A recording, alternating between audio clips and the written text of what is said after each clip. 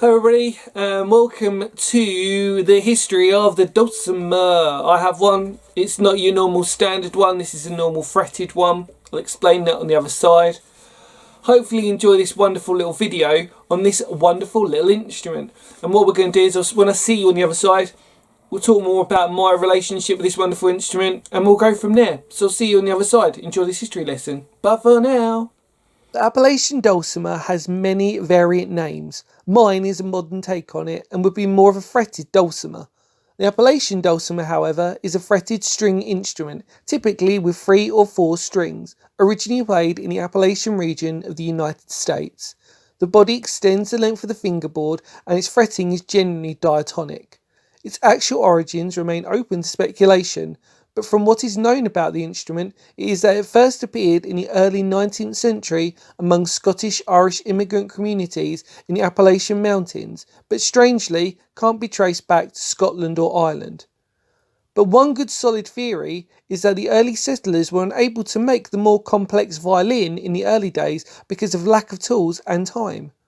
This was one of the factors which led to the building of the dulcimer, which has less dramatic curves and would have more likely had origins in several similar instruments based in Europe, such as the Swedish Hummel, the Norwegian Langlet, the German Schloholt, and the French Epitine de Vossand. When compared to these instruments, this would serve almost as a hybrid, in so making it part of the Zither family of stringed instruments. Few true specimens of the mountain dulcimer exist from earlier than about 1880, when J. Edward Thomas of Knott County, Kentucky, began building and selling them. The instrument became used as something of a parlour instrument, as its modest sound and volume is best suited to small home gatherings. But for the first half of the 20th century, the mountain dulcimer was rare, with a handful of makers supplying players in scattered pockets of the Appalachia. Virtually no audio recordings of the instrument exist from earlier than the late 1930s. The most well-known player of the instrument was the soprano Lorraine Wyman, who sang Appalachian folk songs in concert venues around the time of the First World War, and created a brief splash for the Appalachian dulcimer by demonstrating it in concerts. There is no one standard tuning for the Appalachian dulcimer, but as with the shape of the instrument, certain tuning arrangements have proven more popular than others. Traditionally, the Appalachian dulcimer was usually tuned from left to right to G, G, C, or C, G, C, or C, F, C. With the Appalachian revival of the 1950s and 1960s, players began to favour the higher pitched tunings.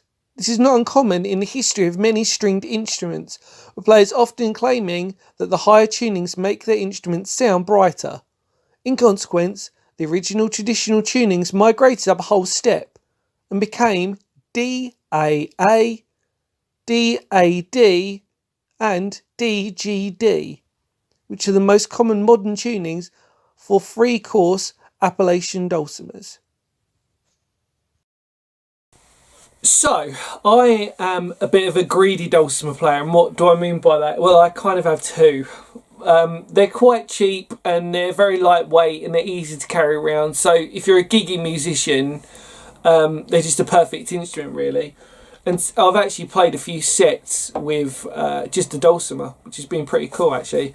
In the link below, if you go on my description page, you will see me playing a couple of songs live, and you'll get to hear the actual me playing it properly, because I'm probably going to play a few bits for you today and I'll probably be a bit rusty, but hopefully that's a better live recording of me trying to attempt to do it in a wonderful little pub in Kent.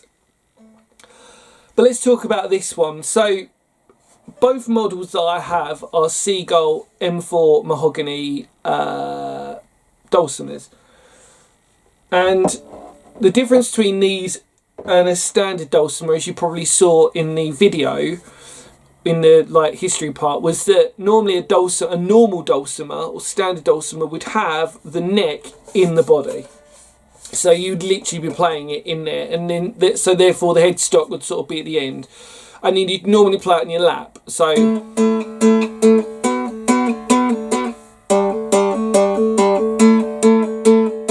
sort of stuff like that. and then you can obviously use your fingers, you know, usual sort of stuff. And what I love about this instrument is that it's taught me a lot of things about how to play.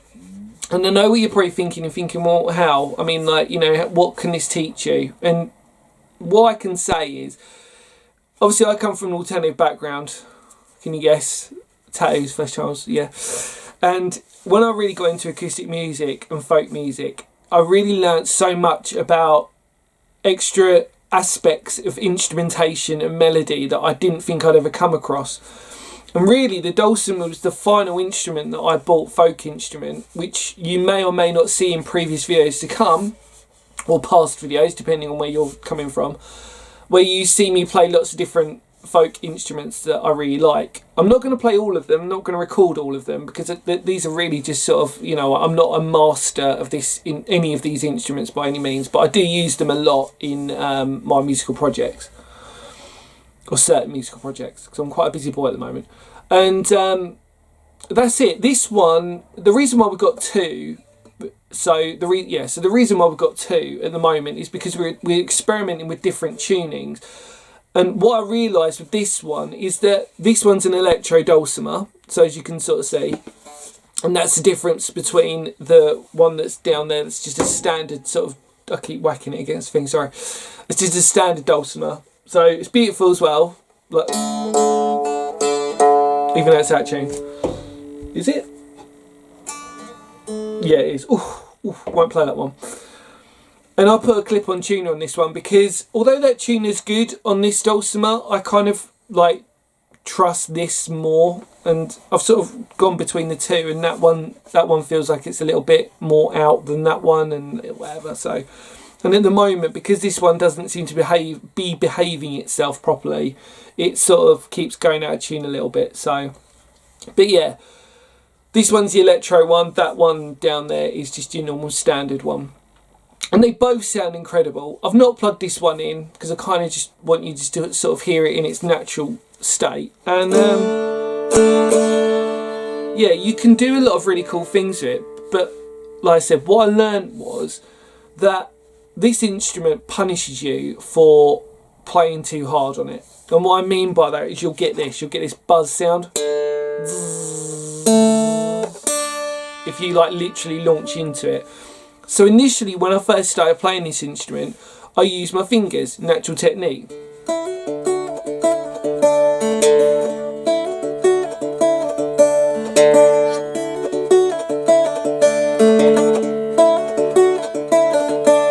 So like I did little things like that.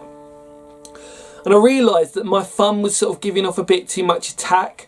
And you know what it's like, you'll play a live show and you're always on a live show going to play harder than you want to anyway.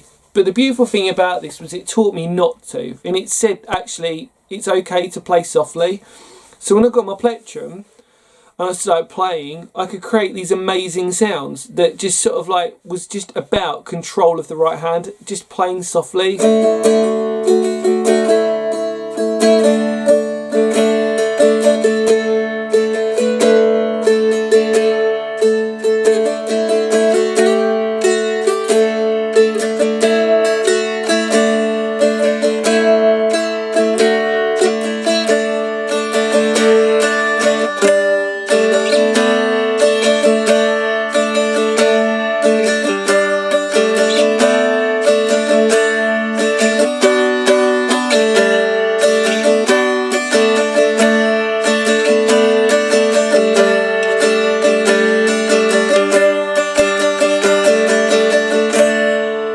Now I'm not playing that hard because if I did, you'll hear the difference. So if I basically, I'm not going to break the guitar, but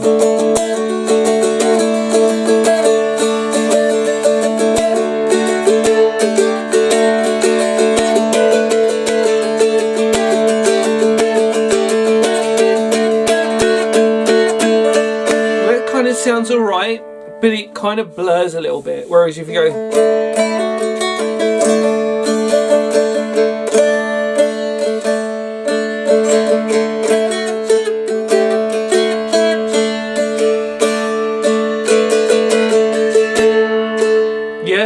so it's starting to go a little bit out of tune now. But you get the idea, and you get how unprofessional I'm tuning up my guitar. But you get the idea of really what that's about. And it really taught me a lesson not to play too hard. And then so ever since then, when I've been doing especially acoustic music, I've learned a valuable lesson not to hit the guitar too hard.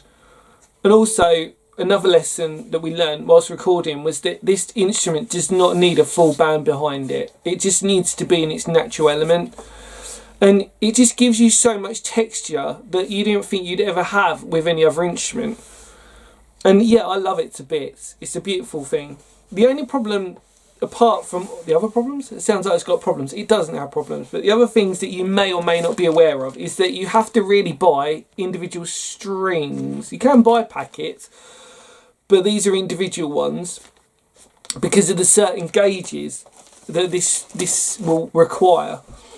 And at the moment, because we've been sort of experimenting with a couple of different tunings, it means that we might be experimenting with a couple of gauges, but that's for maybe a future follow-up video. Because I've been using a Dulcimer for about 5 years. It's not that long, to be honest. I've not, you know, when I think that obviously I've been playing guitar since I was 10, that really this has been the last instrument really that I've learned to sort of really try to get familiar with. And yeah, it's just, you know, I can't rate it highly. It's portable, just put it in your bag and you can take it away. The history is amazing behind it. The basic format that this is almost a former hybrid instrument really, and it's a folky former hybrid, and it, especially now you've got this version, which is obviously the one that encourages like guitar players to sort of get familiar.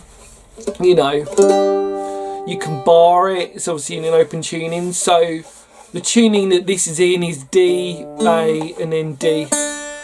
So I don't know if you can see that. So you've got the two strings there at the bottom, which are both in D. Then you've got an A, and then you've got a D, like that. So it's Dad. And that's basically it. Feel free to check out the link below, which you see me playing it. I don't confess that I'm a good musician by any means, but it just means that you get to sort of see what it sounds like. And yeah, you can have some fun with it. So the other day I was doing one of my favourite bands of all time is The Cure, and I was doing Friday I'm in Love, which I realised you can do on this. So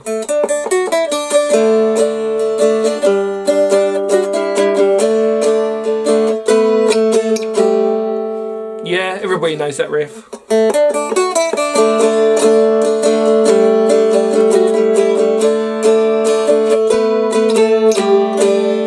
Yeah, I could do the rest, but let's come on. Everybody just loves that riff, and amazing song. But yeah, maybe I'm being biased because I'm a Cure fan. But yeah, and you can do a lot of different things here, like I said, and hopefully might do a follow-up video with different tunings on it. I mean, it's only taken me like a few years to sort of figure out, you know, that we can have a lot more fun with this instrument than I thought. But yeah, hopefully you enjoyed the history lesson and understood that it's only a brief guide on this instrument.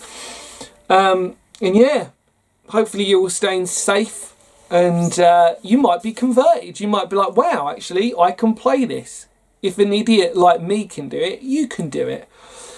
And you don't even have to be a guitarist. I mean, to be fair, if you're a ukulele player, I mean, this is like the next step up, to be fair. And it's just, yeah, I mean, like, you know, if you had a graduation, it would be like ukulele, dulcimer, and then you can sort of experiment with your other folk instruments. But yeah, this is just hands down the next evolution that you'd have. But the history behind it was very interesting. When I was sort of doing my little bit of research, I was like blown away by the fact that, you know, what this actually consisted of, the fact that it has a mysterious history behind it, that we don't really know the true history of it, the fact this dates back to the pioneers. It's just incredible, you know, Scottish Celtic connection, amazing. And yeah, I love it. I love it so much, like I said, I got 2 of them. So there you go. Hopefully you're having a fantastic day, like I said, staying safe, doing what you're doing. Hopefully you like this video. If not, it's okay, I totally get it. I'm trying to do something new. Obviously I was a musician for most of my life, and yeah, hopefully you enjoyed it, and I will see you on the other side. And stay tuned for some more midweek videos in which I talk about more instruments and more midweek randomness. So see you later, everyone. And this was the history of the dulcimer. There you go. So yeah.